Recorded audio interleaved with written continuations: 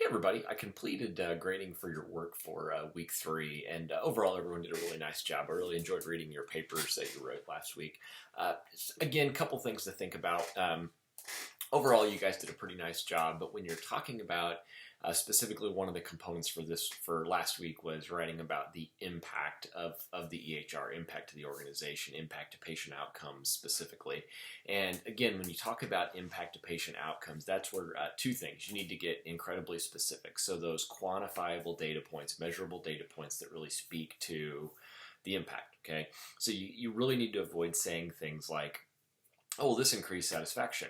Sure, it did, but by how much? Okay, and a good book, if you want to read it, is called Weapons of Math Destruction, and it talks about that very thing, right? So I can say patient satisfaction increased. Okay, by how much? Okay, technically, if it increased by 0.1%, it increased, didn't it? But is that notable?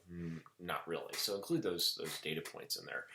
The other thing is, again, I'm a pretty big stickler about currency of those sources, just because this stuff is so incredibly dynamic and it changes really quickly. So if you're citing a source on impact or anything for this matter in terms of this content, if it's more than 10 years old, it's just too old. Okay, so find a more current source.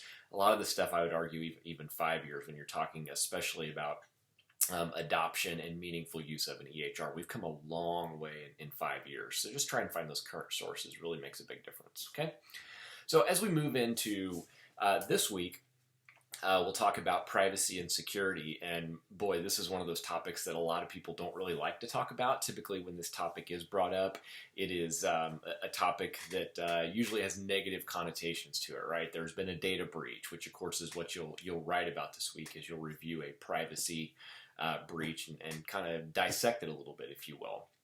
And what was interesting is just 2 weeks ago, I was on a virtual conference learning about, again, trying to keep myself educated on cybersecurity and that sort of thing. And I was talking to this group that provides security, and they do ethical hacking. Basically, they try and hack into your system as the good guys, right? And then tell you, hey, here's how we could have got in. And as many of you have probably seen, your organizations might do this as well, is what they call phishing tests, right? So they'll send you an email that looks to be legitimate, trying to get you to click on it and provide your login credentials. And then that enables the hacker to gain access into your system. And one thing that this security professional said that really resonated with me was, he said, if you're on the protecting side, if you're on, the hospital IT staff, you've got to be right all the time. If you miss having a firewall enabled, if you leave a port open, something like that, you're vulnerable.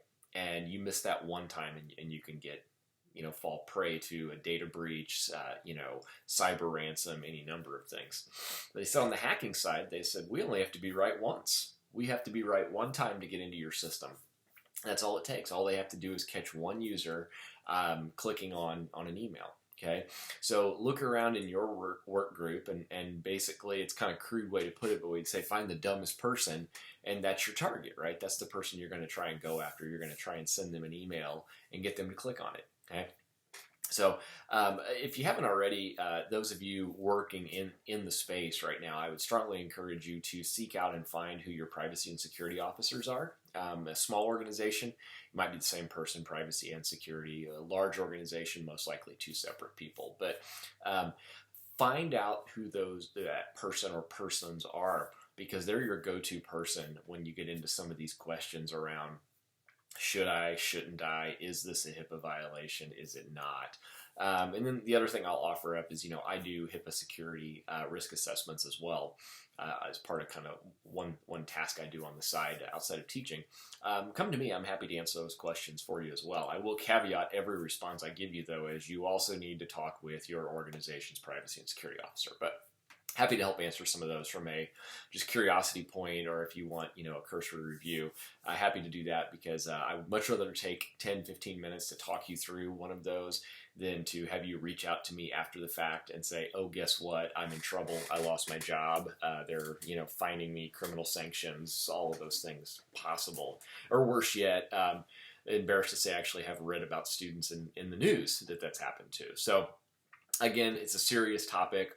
I'm happy to answer any of those questions relative to the course material or, just for own personal interest as well. So we're at the halfway point, so you guys are doing a great job. Keep up the good work, and please let me know if you have any questions.